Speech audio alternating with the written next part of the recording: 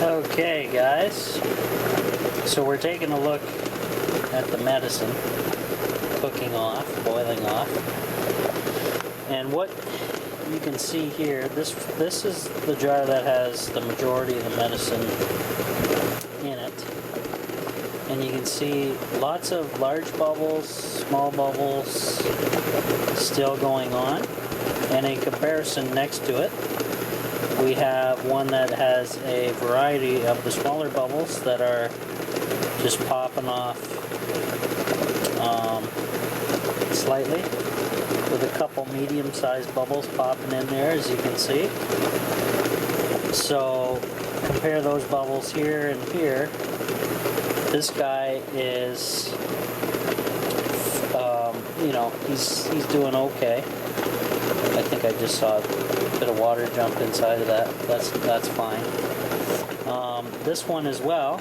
This guy is majority looks like small bubbles, so he's the majority of that alcohol is gone from there. When you see very little movement from these bubbles here, that means most of it is gone. And in comparison, now this jar is kind of leaning this way, so that's why it's kind of pooling in this edge here, as you can see. But like you say, it looks like just tiny bits of alcohol left boiling off with these tiny little bubbles. Now, I have this, guys, at the induction cooker is running at 800 watts. And if you read, that is 355 Fahrenheit. Now, you can get away with temperatures that high if you're doing my method, with the double boiler method.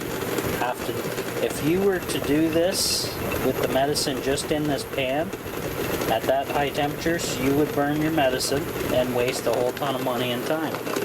So it's not a good idea. This is a patient process. You got to be patient, guys. I am not, but this is the safest way to do it, to eliminate all the solvent from your medicine, because the solvent is literally boiling off at 80 degrees Fahrenheit. And because I have the temperature set so high, you can see it rapidly boiling out of the medicine all over the place.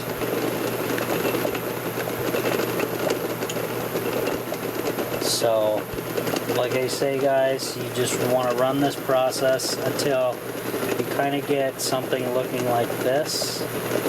This is the jar with the littlest amount in it.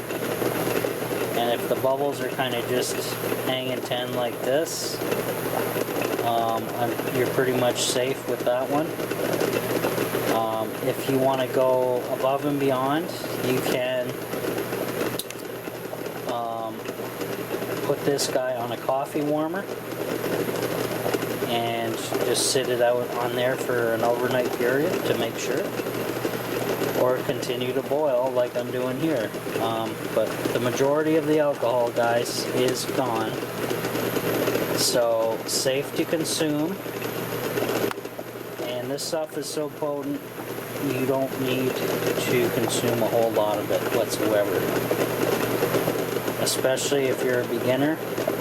One little drop of this stuff will probably do you just fine and dandy, okay? And you're eating it, guys, or using it as a suppository for medical reasons. So any questions, comments, down below in the comments. Please thumb up this video, and yeah, that's about all I can show you for now. This is basically the finishing off process. A little fine tuning, moving all the solvent, and as you can see with this guy, with the very little amount inside there, Just a little bit of movement, bubbles popping. Not enough to worry anything.